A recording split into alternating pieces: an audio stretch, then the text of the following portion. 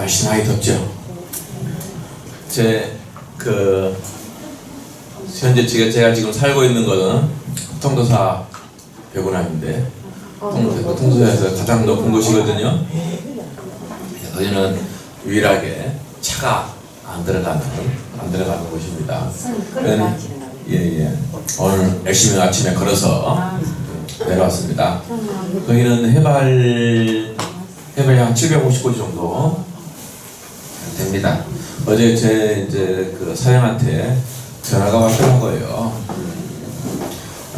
날씨 밑에 오늘 비가 조금 오고 습기가 많아서 후덥지근한데 벽운항은 어떠나? 벽운항은 서늘한데요.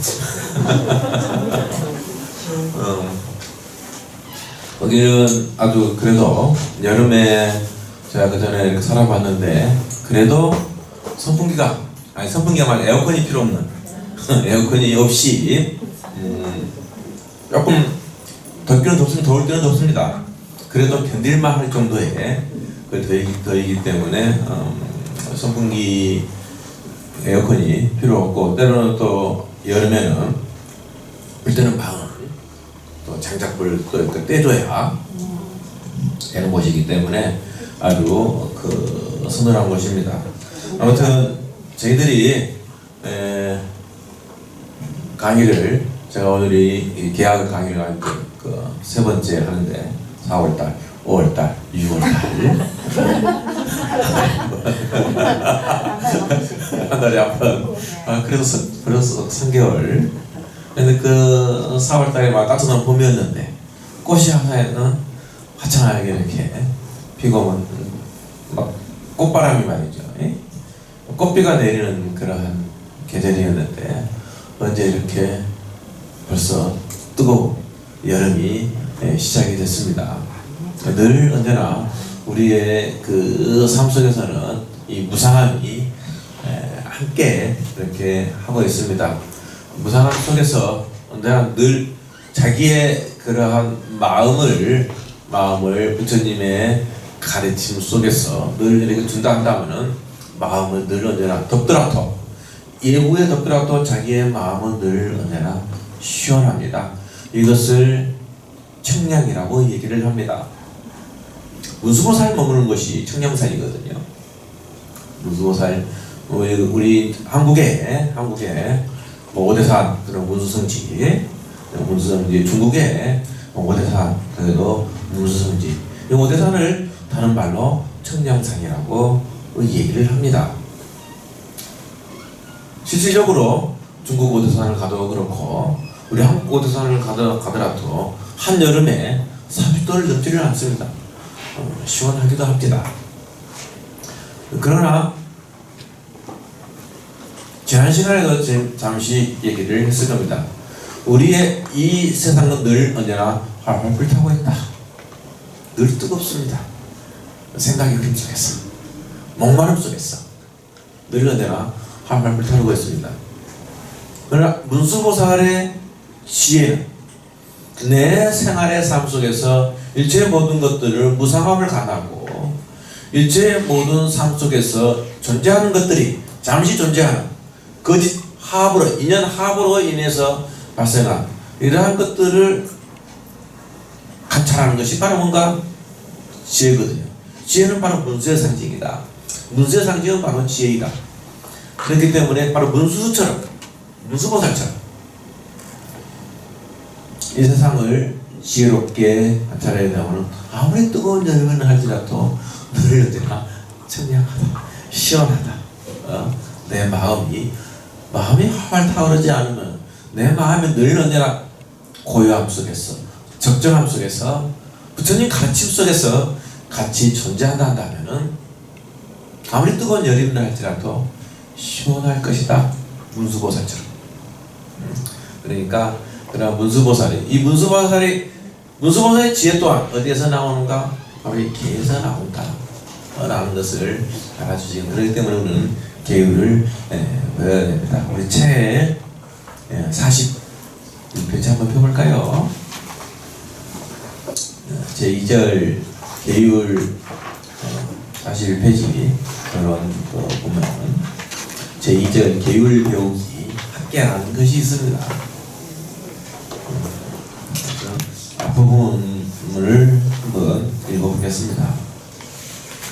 물론 수계는 반드시 수계 의식을 통하여 즉 계사스님 앞에서 은중하고 간절한 마음을 내어 개체가 마음에서 우러나오도록 하고 그 개체를 받아들인다. 수계식 계사스님 앞에서 수계를 할 때는 이러한 마음을 가지고 바로 개체가 마음에서 우러나오고 그 개체를 받아들이는 것이 바로 수계이다 라는 것을 얘기를 합니다. 또는 불보살 성상 앞에서 지극한 마음으로 예배하고 참회를 드리고 나서 상서로 감명이나 연꽃을 보거나 불보살이 종소리를 만져주는 등의 좋은 길상스러운 그러한 것들을 보면은 역시 수계가 된다. 그러나 이 수계란 불자의 신분 및 그 등급과 승차의 시작일 뿐이지 절대로 불제자의 신분과 등급의 안성은 아니다. 그러므로 수계를 한 후에는 반드시 계율을 학습해야 된다. 불제자의 등급의 안성은 바로 무엇인가? 바로 최고의 높이 바로 부처님이죠. 부처님이 되기 위해서는 반드시 계율을 학습해야 된다. 이 뒤에 여러 가지의 학습함에 있어서 여러 가지 의문점이라든지 또 그러한 것들을 열거를 했습니다.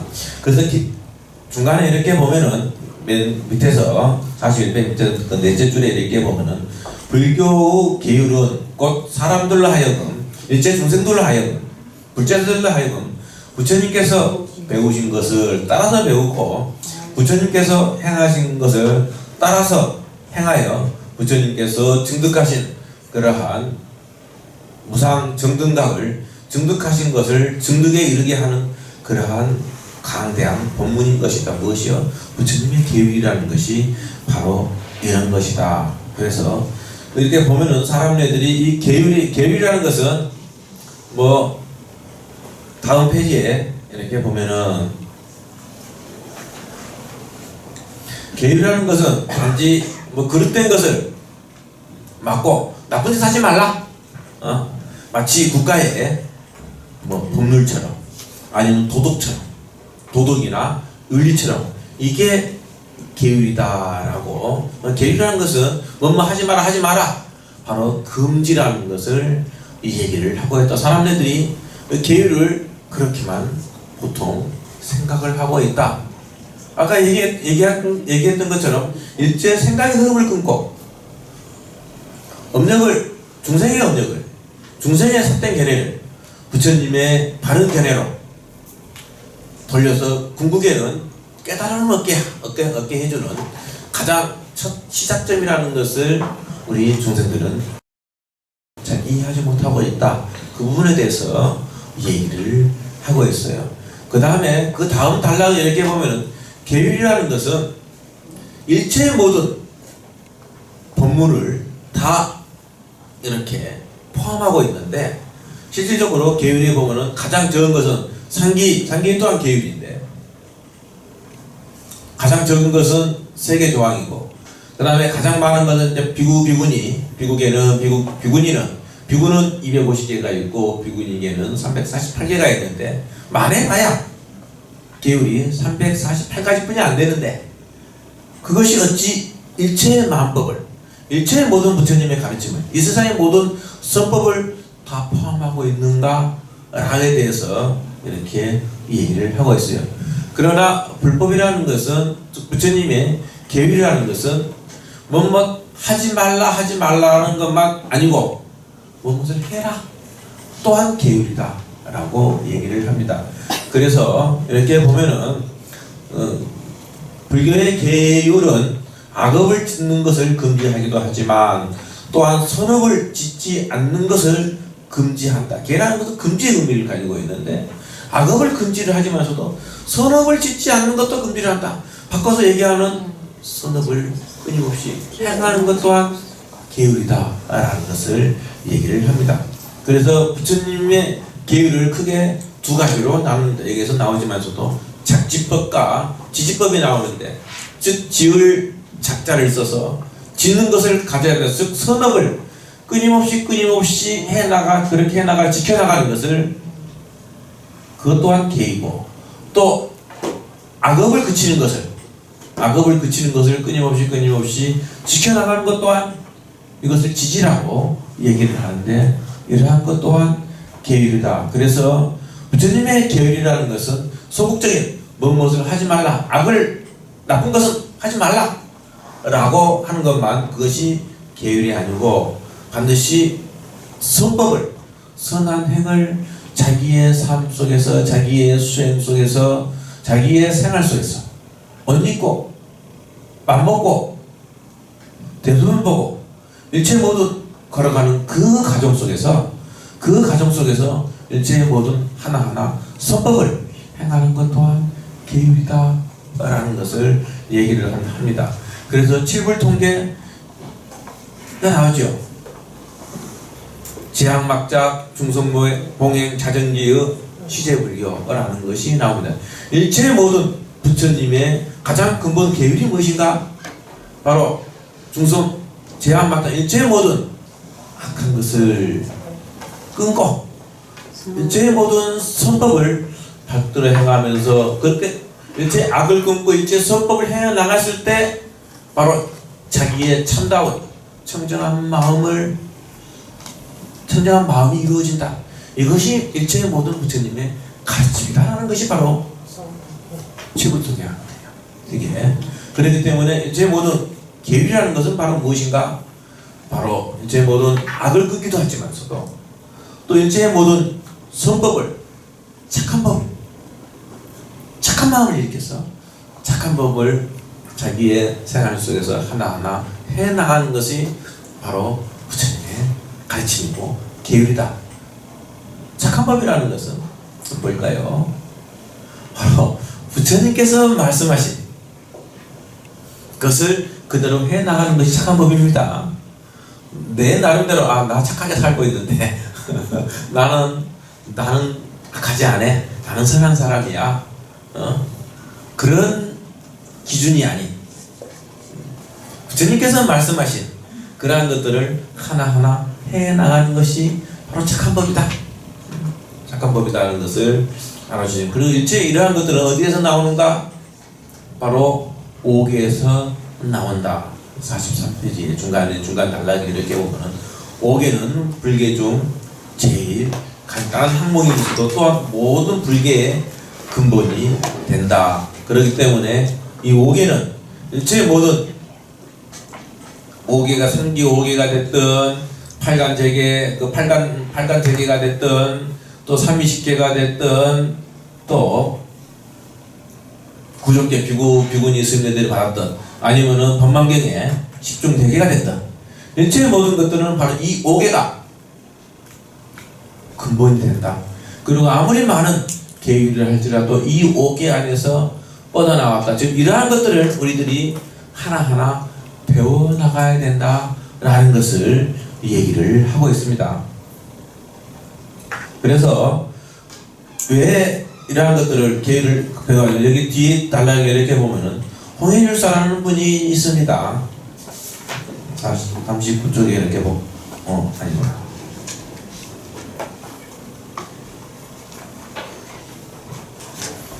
쪽에 왜 계율을 우리가 배우지 않으면 일체의 모든 선법을 지키지 못하고, 계율이 쉬운 것 같은데 사생하지 말라, 아주 쉬운 것 같아요.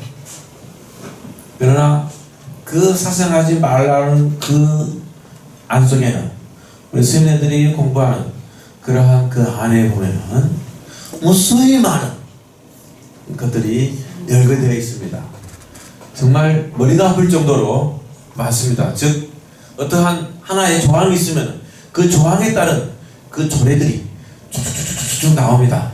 그래서 사생하지 말라, 개미를 죽이지 말라. 내가 오늘 차를 운전하면서 차를 몰고 차 바퀴에 개미가 한 마리 깔려있고 있는데 그 개미를 쓰면서 이게 사생한 것인가 사생하지 않은 것인가?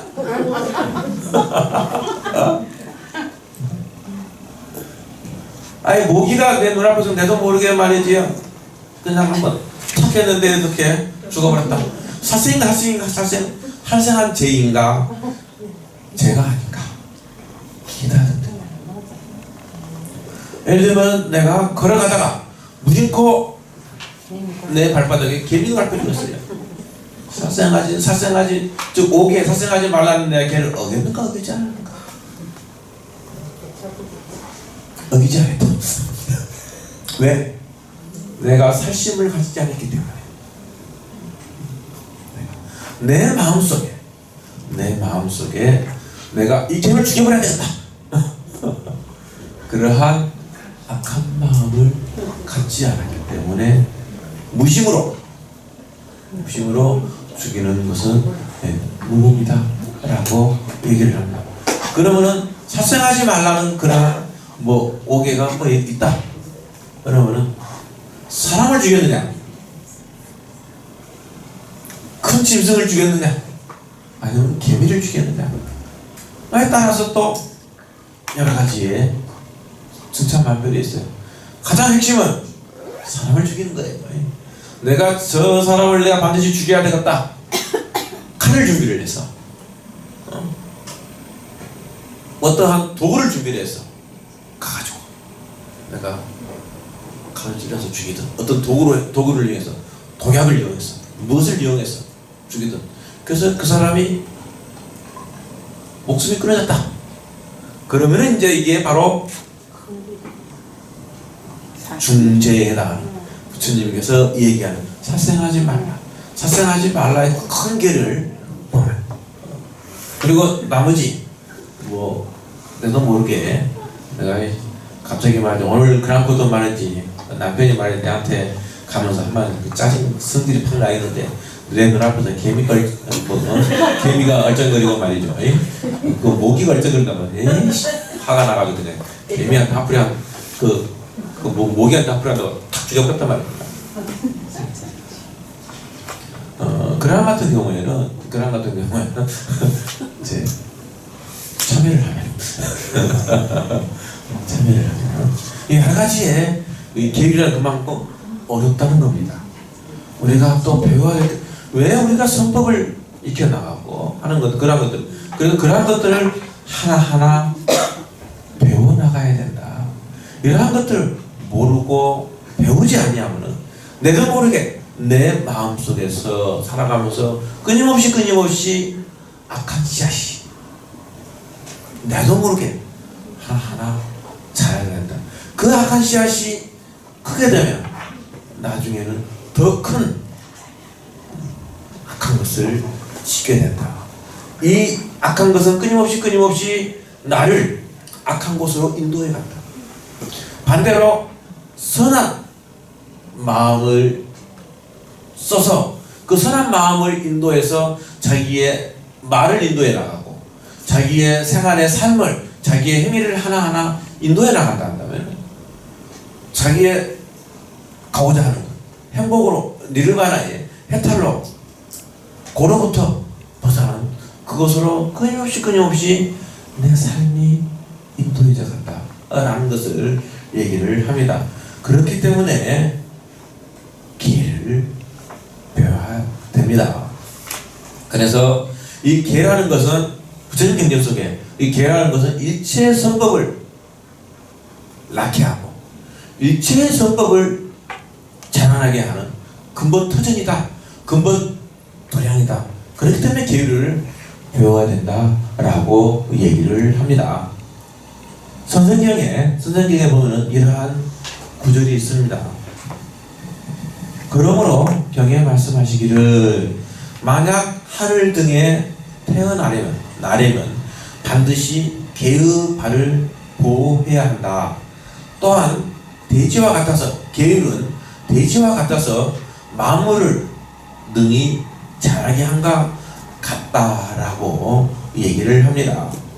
즉 개를 발로 비유를 했습니다. 즉 우리들이 일체 모두 내가 가고자 하는 선한 곳, 행복한 곳을 가려면은 그곳을 가야 돼요. 내 집이 행복하단 말입니다. 내 집에 가면 편안하단 말이에요. 반드시 내 발로 내 집에 가야 돼요.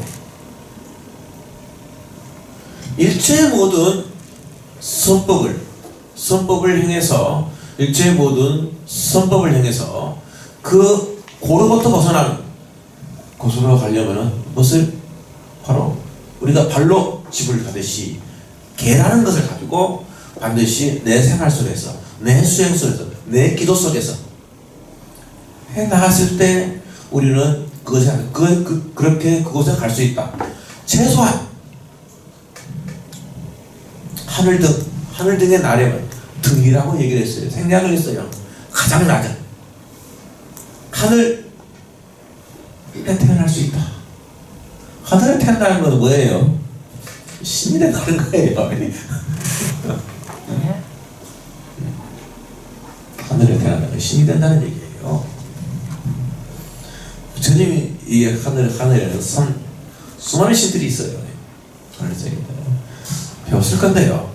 욕계, 색계, 무색계, 거기에는 28천의 세계가 있고, 거기에는 어떤 신들이 살고, 어떤 신들이 살고, 왜? 수행을 통해서 선정을 닦고, 계행을 통해서 선정을 닦고, 그런 고요한 마음에서 하늘에 태어나요. 또 인간에 다시 태어납니다.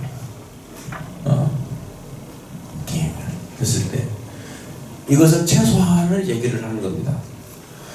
이것을 통해서 바로 성이 될 수 있습니다. 아라한을 득득할 수 있습니다.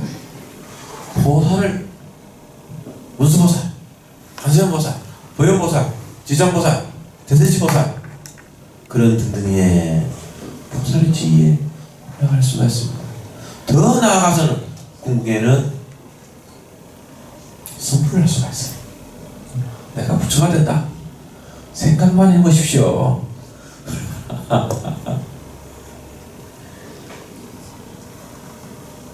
일체 모든 중생들이, 일체 모든 신들이 나를 공경한다. 내가 부처이다. 그 시작점이 어디인가? 바로 개로서 시작이 된다. 그래서 마치 뭐와 같느냐? 개라는 것은 돼지와 같다. 즉 돼지라는 것은 두 가지의, 땅이라는 것은 두 가지 의미를 갖는데 일체 모든 생물들이 태어나게 자라나게 만듭니다. 땅이라는 것은 일체 모든 것들을 지탱시켜 나갑니다. 그와 마찬가지로 계법 또한, 계약 또한 일체 모든 선법을 태어나게 만듭니다. 일체의 모든 선법을 지탱시켜줍니다.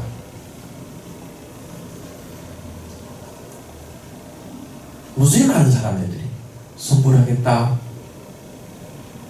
하고 수행을 합니다. 일체 모든 사람들이 소원 성취를 하겠다고 기도를 합니다. 일체 모든 사람들이 고로부터 벗어나겠다고 수행을 해나갑니다. 그러나 정작 많은 사람들이 근본을 소홀히 합니다. 근본이 뭐예요? 바로 계법입니다. 이 계법을 소홀히 하고 이 계법을 배우지 아니하고 지키지 아니하고 행복, 소원 성취, 일체 모든 것들이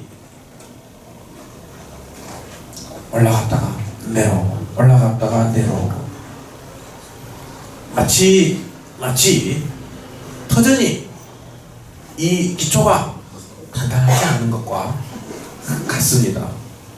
궁극에 끊임없이 그곳을 나아가고자 하는데 나아가지 못합니다. 그렇기 때문에 이러한 것들을 우리는 그래서 선생경에서 그렇게 얘기를 합니다. 바로 만약 하늘 등에 인간 등에 내지는 성불을 하려면 반드시 개를 발처럼 잘 보호해라. 왜냐하면은 일체의 모든 땅이 이제 모든 생물들을 태어나게 만들고 일체의 모든 생명들을 유지시켜 나가는 것처럼 그렇게 얘기를 합니다. 또 부처님께서 입증하기 얼마 전에 말씀하신 경전 중에 하나가 열반경도 있습니다. 법화경도 있습니다. 그 중에 유교경이라는 것이 있는데 마지막 유운의 가르침을 곳에 이렇게 얘기를 합니다. 그 유교경에 말씀하시기를 만약 청정계가 없다면 모든 선의 공덕이 자라나지 않는다. 또한 계율을 의지함으로 인해 가지고 선정이 일어나고 또 지혜를 얻는다라고 얘기를 합니다. 우리들이 자선을 하면서 참선을 하면서 하루를 참고하면서 끊임없는 삼매를 이루고자 하고 얘기를 하는데 계율을 무시하고 계율을 배우지 않고 계율을 하지 않는다면 그것을 터전으로 삼지 않는다면 우리가 그렇게 얻고자 하는 삼매를 얻을 수가 없다. 삼매는 바로 일념인데 아까 정념이냐 말이죠. 정정인데 그 속에서 바로 일체의 모든 세상의 우주 만물의 참모습을 들여다볼 수 있는 그 공을 관찰하는 지혜가 발생이 나는데 그 지혜가 발생되지 않는다. 삿된 지혜만 발생하게 된다라고 그러한 그 경전 속에 나와 있습니다.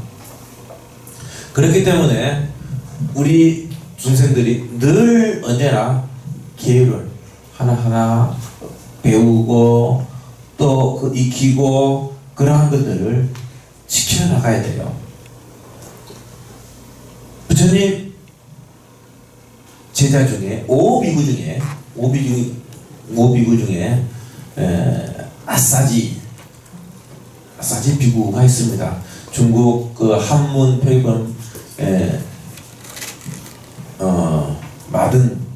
마등이 아니에요. 마승비구라고 얘기를 하네요. 마승이라고 얘기를 합니다. 부처님이 처음 깨달음을 얻고 녹야원에서 다섯 비구를 제도를 하면서 제일 처음에 설하는 것이 인연법을 설하고 사성제와 인연법과 팔종들을 설해서 이 다섯 비구가 깨달음을 얻고 아랑가를 증득하고 부처님의 첫 제자가 됩니다. 그리고 부처님도 그렇지만서도 그 제자들도 아침에 일어나서 닭발을 하러 가죠. 하루를 몇 개 들고 하루를 갑니다. 한 마을을 이렇게 지나고 있는데 마침 그때에 사리불이 있었습니다. 사리불이 그때는 부처님 제자가 아니죠. 매도였습니다. 매도였어요. 사리불이 이렇게 한 수행승이 이렇게 지나간단 말입니다. 가만히 보고 있으니 아주 걸음걸이가 빠르지도 않고 느리지도 않고 또 걸어가는 모습이 허둥대지도 않고 분잡지도 않고 아주 고요하니 두리번 거리지도 않고 걸어간단 말입니다. 그래서 쫓아가서 묻습니다. 당신은 누구십니까? 저는 수행자입니다. 사문입니다. 그럼 누구를 스승으로 삼습니까? 라고 얘기를 하니까 고타마. 근데 이제 고타마라고 얘기를 합니다. 고타마를 스승으로 삼고야 한다. 그러면 그 고타마는 무슨 가르침을 주느냐라고 얘기를 합니다. 이때 이제 얘기를 하죠. 일체의 모든 만법은 인연으로 이래서 인연에 의해서 생겨나고 또 인연에 의해서 멸한다. 일체의 모든 가보는 바로 인연에 의해 가지고 일어난다. 이 가보가 이 과가 변화를 하려면은 그 인이 사라져야 바로 일체의 모든 가가 소멸된다. 가보가 사라진다. 라는 가르침을 우리 스승이 제자한테 이렇게 줍니다. 라고 얘기를 합니다. 아주 짧은 몇 마디의 말입니다. 사리불 일존자는 바로 거기에서 깨달음을 얻고 그 외도의 성화를 적고 바로 부처님의 제자가 됩니다. 여기서 뭐 인연법이 어떻고 인과법이 어떻고 그것이 중요한 것이 아니고 이것으로 인해 가지고 그 사리불 존자가 그 마승 비구의 아사지 비구의 단지 걸어가는 모습을 보고 반해서 묻고 부처님의 제자가 됐단 말입니다. 여기서부터 불교가 점점 커지기 시작합니다. 이 여러분의 걸어가는 모습은 어떻습니까? 내 눈은 온갖 것을 다 쳐다보고 있고 내 귀는 활짝 열려 있습니다. 그러면서 끊임없는 앞에서 생각의 흐름 속에서 이렇게 지나가고 있습니다. 즉, 이 아사지 비구가, 이 마승 비구가 부처님께서 말씀하신 그때는 워낙 근기가 수수하기 때문에 부처님이 네 하지 말라 라고 말하지 않아도 그 제자들은 부처님이 행하신 것을, 부처님이 말씀하신 것을, 부처님이 증득하신 것을 저절로 그대로 따라서 행하고 그렇게 합니다. 그래서 우리 이 계법이 우리는 늘 언제나 그 불만족 속에서 생각의 흐름 속에서 자기의 말이 거치게 나가고 자기의 눈빛이 사납게 나가고 일체의 모든 것들을 바라보면서 비교하면서 시기심이 일어나고 질투심이 일어나고 미움이 일어나고 그러한 속에서 우리는 늘 습관적으로 살아갑니다. 그렇게 훈련되게 늘 언제나 살아갑니다. 그러나 부처님의 그러한 그 마음을 부처님의 가르침에서 한번 자기의 마음을 이렇게 되돌리는 순간 자기의 몸가짐이 걸음걸이가 달라집니다. 자기의 앉고 일어서면 달라지고 말하는 모습이 달라집니다. 이러한 것들을 하나 해나가고 바로 계율하는 것이 뭔가 바로 자기의 몸의 행위를, 말의 행위를, 생각의 행위를 올바르게 교정해 줍니다. 그렇기 때문에 이렇게 함으로 인해 이 속에서 내가 부처님의 경전을 공부하고 부처님의 간음사에 와가지고 기도를 드리고 하면은 그 기도하는 그 매 순간순간 내 걷는 매 찰나찰나 불법이 부처님이 보살님이 선신들이 같이 나와 동반합니다. 그러거든요. 왜 아사지비구가 그랬는가? 부처님도 마찬가지거든요. 부처님의 걸음걸이 하나 늘 언제나 내가 부처이다. 저는 가끔 제가 절에서 살면서 그 신도인들이 이건 스님 먹을 거야. 이것은 스님들 해야 돼. 뭐 해야 돼. 이것은 스님 뭐 해야 돼. 늘 불편합니다. 스님 것이 따로 있고 부채살게 따로 있고 뭐가 따로 있고 그러한 것들이 늘 그래요. 같이 스님네들의 먹는 것은 특별한 수단을 먹는 것이고 그냥 한 끼 먹고 배부르면 되는데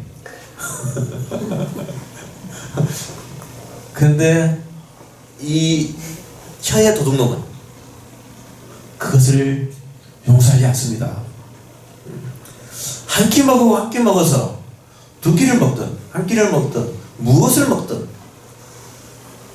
그냥 배만 부르면 되는데 이 몸 한 번 하루 어찌되면 되는데 그런 생각을 숱하게 하는데 제가 회관하면서 3년 동안 회관하면서 제 밥을 하루에 한 끼 먹으면서 식탁 위에다가 중국말로 이제 우리가 수연하다 그 인연에 따르겠다 인연에 따른 대로 먹겠다 뒤에 이제 먹을 그 끼자가 이렇게 붙여서 수연기기라는 것을 내가 한문으로 내가 딱 적어놨단 말입니다. 주는 대로 먹겠다. 그런데 주는 대로 먹다가 어느 순간에 업력이 발동하는 순간 갑자기 맛있는 부드러운 케이크 눈앞에서 아른거리는 거라요. 내도 모르게 주는 대로 먹겠다 하다가 밥을 가지고 네, 좀 케이크 좀 사다 주면 안 돼요? 또 옛날에 아주 그 먹었던 맛있는 게 있단 말입니다.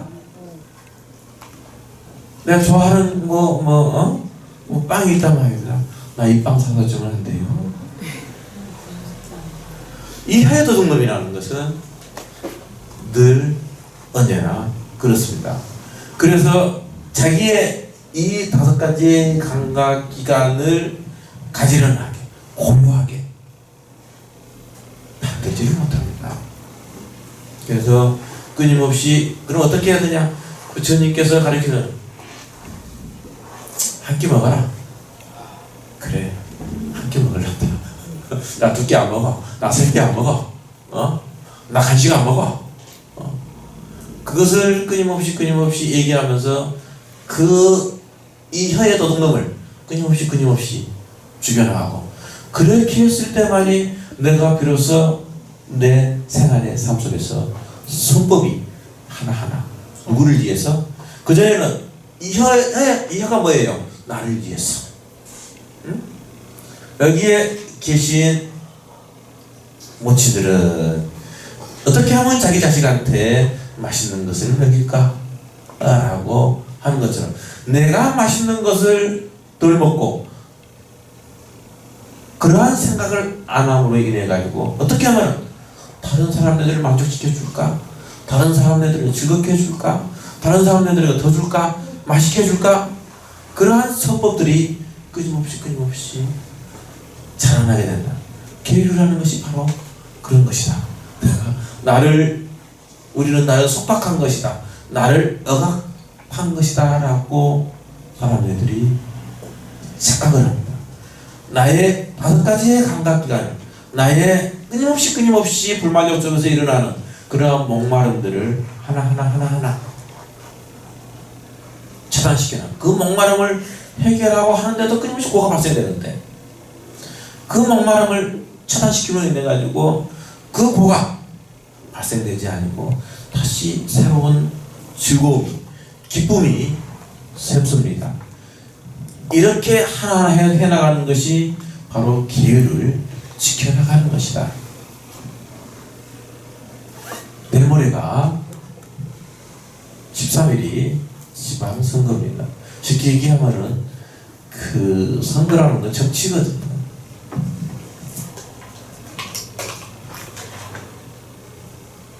부처님의 가르쳐 쪽에 이제 스님입니다. 스님네들은 정치에 관여를 해야 된다, 안 해야 된다.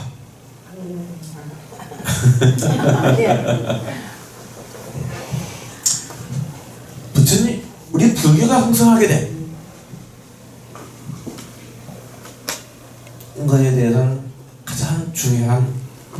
있습니다. 부처님 당시 때에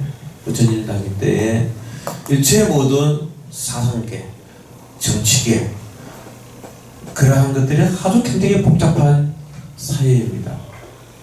인도 땅에 크게는 8나라의 강대국이 있습니다. 좀 더 거기 확대시키면 16개국이라고 표를 합니다. 부처님은 이 8 왕들의 모든 스승이었습니다. 그 스승들, 그 왕들 중에는 포악한 왕도 있습니다. 그 왕들 중에는 바로 부처님의 나라를, 석가족을 멸망시키는 왕도 있습니다. 석가족을 멸망시키는 왕도 있습니다. 왕이라는 것은 우리나라의 대통령 아닙니까? 정치 아닙니까? 만약에 부처님이 암흑의 왕은 너는 나쁘다, 암흑의 왕은 좋다,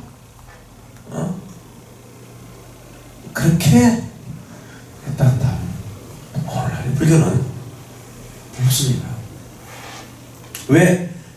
그것이 궁극의 행복이 아니기 때문에 그렇습니다. 그렇기 때문에 가장 행복은 뭐냐? 그 왕들 또한 제 왕들한테 어떻게 하면 백성들을 잘 이끌어 나갈 것인가? 어떻게 하면 현재 살고 있는 중생들이 참된 마음을 실천해 나갈 것인가? 그러한 것이 궁극의 행복을 이루는 것이지, 정치에 관여를 하고 전쟁에 관여를 하고 무엇을 하고 그러한 것이 그 궁극적인 가르침이 아니다 라고 얘기를 합니다. 부처님께서 그러한 정치에 전혀 관여를 하지 않았기 때문에 8 왕들이 모두 다 부처님을 스승으로 섬기고 어떻게 하면 부처님의 가르침을 받아서 본인 또한 참마음을 일으키고 보다 더 행복한 삶을 살아가고 또 일체의 모든 백성들이 편하게 살아나갈까 라는 것을 그렇게 그 왕들이 해나갔단 말입니다. 그래서 부처님께서 인면이 드시자 8 왕들이 말이죠, 군대를 이끌고 부처님의 사리를 내가 차지해야 되겠다 하고 말이죠. 내가 평상시에 존경하고 스승으로 삼고 오늘 내 나라에 모셔야 되겠다 하고 8 왕들이 말이죠, 말 타고 말이죠, 군대 이끌고 말이죠, 따닥따닥 하면서 막 구신하가래 타고 있단 말이죠. 나중에는 그것을 다 나눠갔죠, 공평하게. 왜 그러한 것들이 현사에 바로 한마디로 부처님께서 정치에 관여를 하지 않기 때문에.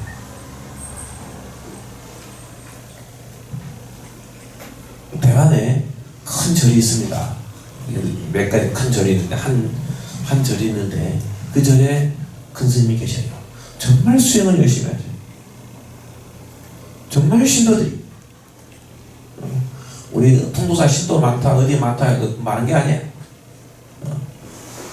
그 스님이 어디 가서 법문을 하고 최소한 몇만 명, 많게는 10만 명의 군중들이 모여가지고 더 많은 군중들이 모여가지고 그 스님의 가르침을 받는단 말입니다. 어느 날 그 스님께서 갑자기 실수였는지 아니면 어떻는지 잠시 정치 얘기가 나왔어. 우리나라에서 비일비재합니다. 그 존경받는 그 스님이 어느 대만에는 국민당과 민진당 2가지 당권이 없으니까 어느 당에 대한 그것을 얘기를 했단 말입니다. 그 뒤로 수많은 신도들의 집탁을 일체의 모든 중생들에게 바른 법을 이끌어줘야 돼. 큰 스님이 그런 말씀을 하시네요. 수행을 잘못하셨네요. 그 뒤로 일체의 모든 자기의 지위를 내려놓고 지금 이쪽 하셨습니다. 지금 세상 떠나셨는데 떠나실 때까지 일체의 모든 것들을 내려놓고 제자들에 대한 가르침이라든지 그러한 것들을 하지 아니라고 하셨단 말입니다. 세상을 떠나시단 말입니다. 그러한 것들이 우리들의 마음속에 평등한 마음, 부처님의 가르침이 평등함이거든요. 99명을 죽인 안굴리마라, 그 살인자도 마음속에 네 살인자이다 아니면은 그러한 하면서 멀리하고 미움의 마음이 발생했다 한다면 안굴리마라가 어떻게 부처님 품에 와가지고 수행을 하고 과일을 증득하겠습니까? 그래서 우리들의 마음속에 제가 하고자 하는 것들은 끊임없는 분별 속에서 일어나고 내 마음속에 있어. 내가 좋아하는 것이 있습니다. 그 좋아하는 것을 향해서 그냥 하면 됐지, 끊임없이 비판하고 분별하고 비방하고 뭐하고 그런 우리 불제자들의 입에서 그런 것들이 될 수 있으면 내가 좋아하는 사람 찍고 내가 좋아하는 당 찍고 그러면 됐지. 끊임없이 비판하고 뭐하고 그것은 무엇을 얘기하는 거냐? 자기의 청정한 마음을 오염시키는 겁니다. 끊임없이 자기의 청정한 마음을 오염시키고 자기의 청정한 마음을 오염시키고 끊임없이 이 비판하지 말라, 비방하지 말라, 뭐하지 말라 그러한 것들이 일어납니다. 이 지계의 부분에 이렇게 보면은 또 끊임없이 아무개 스님이 어떻다, 아무개 절이 어떻다, 저렇다. 누구 입에서? 스님들 입에서, 불자님들 입에서 끊임없이 그런 것들이 일어납니다. 이렇게 함으로 인해 가지고 스스로 불법이 가치가 떨어져 갑니다. 그러니까 비방하지 말라, 이것을 계율을 지켜나가는 거거든요. 계율을 존중하는 거거든요. 부처님의 말씀을 공경하는 것이거든요. 이렇게 했을 때 부처님의 법이 각 불제자는 불제자대로, 수행자는 수행자대로, 출가자는 출가자대로 그런 것들을 하나 해나간다 한다면은 부처님 법이 이 땅에서 형성해 갑니다. 역사적으로도 일체의 모든 그 불교의 집단이 만약에 정치적으로 타락해 간다, 그 불교는 그 땅에서 그 불교는 흔적 없이 사라져갑니다. 비일비재합니다. 불교 사회 이렇게 보면요. 그렇기 때문에 우리 법망경에서도 사부대 중에 여섯 번째 바라이제에 보면은 그 십중대계 여섯 번째 이렇게 보면은 사부대중은 비방하지 말라. 그 사부대중의 허물을 말하지 말라. 또 10번째 보면은 삼보를 비방하지 말라. 삼보를 비방하게 되면은 바라이제를 사부대중 비구 추가 제자의 비구니나 아니면 제가 보살의 그러한 허물들을 끊임없이 얘기하게 된다면은 바라이제가 된다. 그 다음에 또 비방을 했는데 그 비방이 사실이 아니다. 상대방의 허물을 얘기를 했는데 사실이 아니다 라고 하면 거짓말 하지 말라도 죄를 범하게 된다라고 얘기를 합니다. 여섯 번째에 여섯 번째에 그 법만경 보살계의 그 구절을 제가 한번 암송을 하면은 이러한 얘기가 됐습니다. 여섯 번째하고 그 다음에 열 번째 산물을 비방하지 말라. 계율을 지키는 것이 무엇인가? 그런 거에 대해서 잠시 한번 그 전에 제가 한번 그 비니법석 때 한번 그 암송을 해드렸을 겁니다. 그러나 우리가 지계를 지킨다, 계율을 지켜나가고 계율을 배우고 하고 우리는 특히 중생들은 툭 하면 말하기를 좋아합니다. 밥상에 올려놓고 끊임없이 꼭꼭 씹습니다. 그러나 그 꼭꼭 씹는 그러한 말들이 이 밥상 안에서만 있는 것이에요. 그 말은 끊임없이 다른 곳으로 전파되어 갑니다. 그렇죠? 나는 야 너한테만 얘기한다. 얘기를 하는데 어느새 전화가 옵니다. 니 나한테 무슨 말 했다며? 터진다 봐. 눈 깜짝할 사이에 전이 들어옵니다. 그래서 그러한 것들을 하지 말합니다. 여섯 번째, 사무대 중에 허물을 마지 말라. 만약 불자여 스스로 허물을 만약 불자여 입으로 술가 갑자기 하려고 하니까 다른 말을 하다가 이렇게 하려고 그러니까 안 됩니다. 만약 불자가 한다면은 자기의 입으로 출가 제자나 출가 제자의 비구비군이나 아니면은 제가 불자나 또 스스로 그렇게 말하거나 남을 시켜서 그렇게 말을 하지 말라.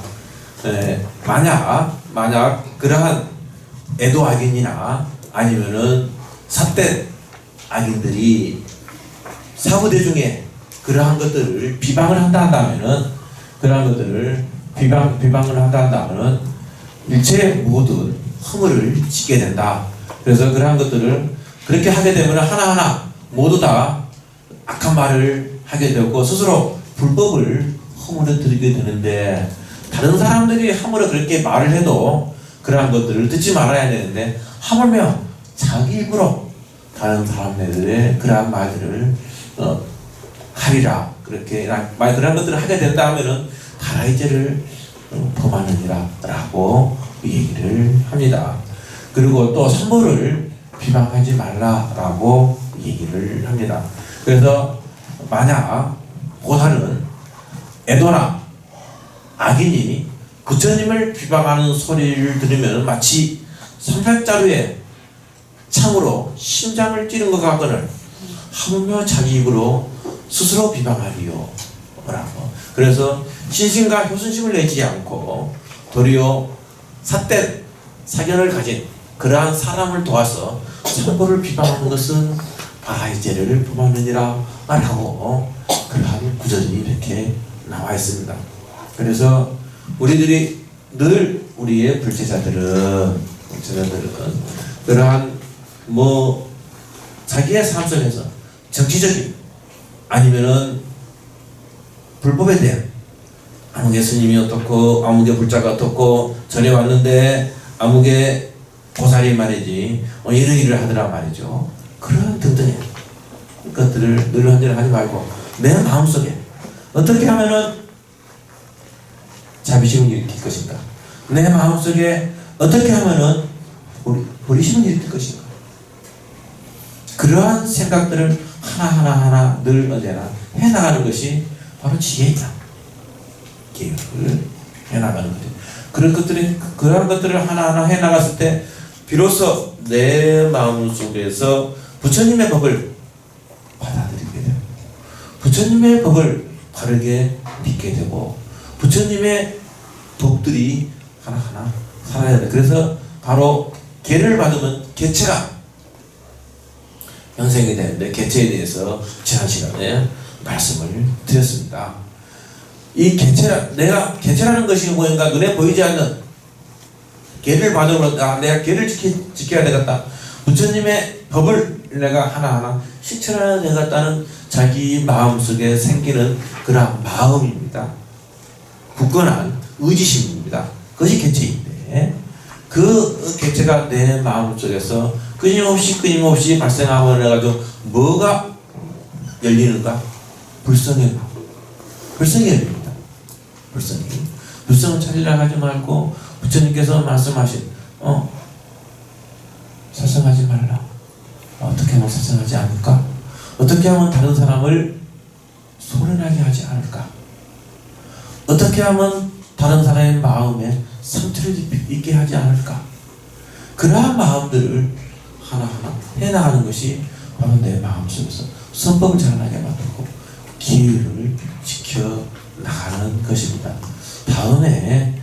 다음 시간에 계율을 서로 내보는 계율을 스승으로 삼아라. 그거에 대해서 부처님 경전 속에서 아니면 예수님들이 말씀하신 그런 것을 가지고 얘기를 해나가 있습니다. 걸으면 걸을 때 예쁘게 걸으세요.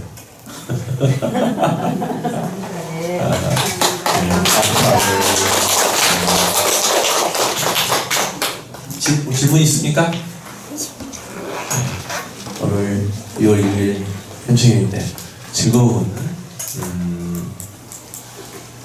휴무일인데 집에 빨리 가서 가족과 함께 보내시기 바랍니다. 아미타불 선물하십시오.